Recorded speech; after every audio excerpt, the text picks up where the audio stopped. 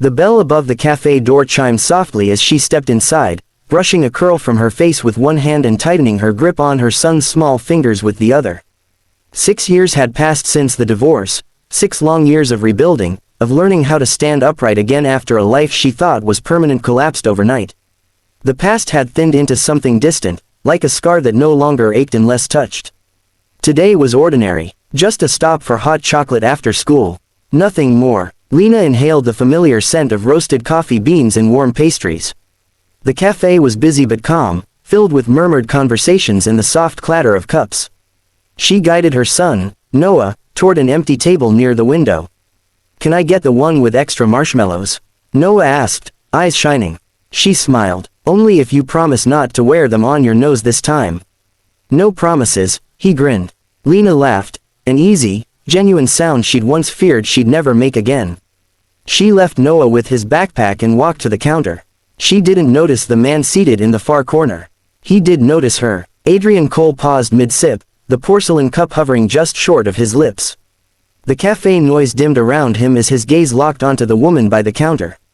Older, yes, softer around the eyes, but unmistakable. Lena, the woman who had once shared his mornings and his silences. The woman who had walked out of his glass and steel world with a single suitcase and a broken trust. And the child beside her.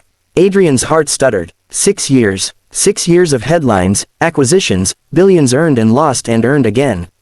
6 years of success so loud it drowned out everything, except the memory of the woman who had left when he chose ambition over honesty. He hadn't known. No one had told him.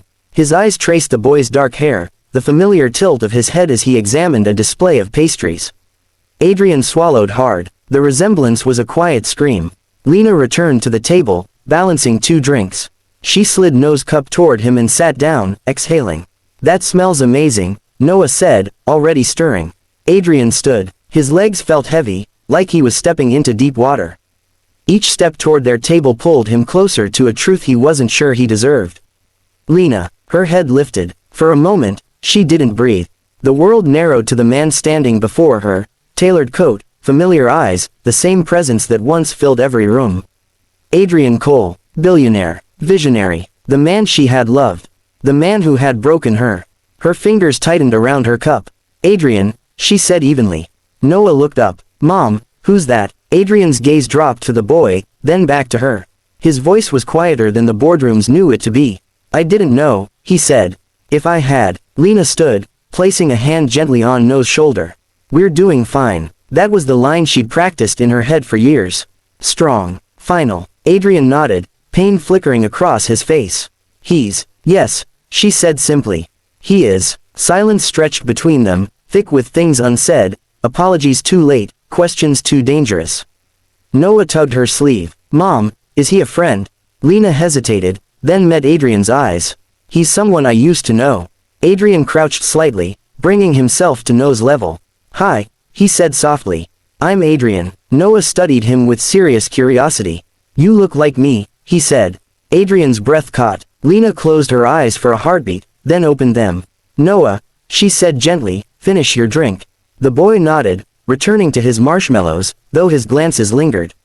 Adrian stood. "Can we talk? Sometime. I won't push." Lena searched his face, not for the billionaire, not for the man the world admired, but for the one who had once whispered promises in the dark. "I'll think about it," she said. It wasn't forgiveness, but it wasn't nothing. Adrian stepped back, giving them space. As he returned to his table, the cafe noise returned, louder now, almost overwhelming. Lena sat down slowly, her heart racing. Outside, the world moved on, cars passing, people laughing, time continuing its relentless march forward.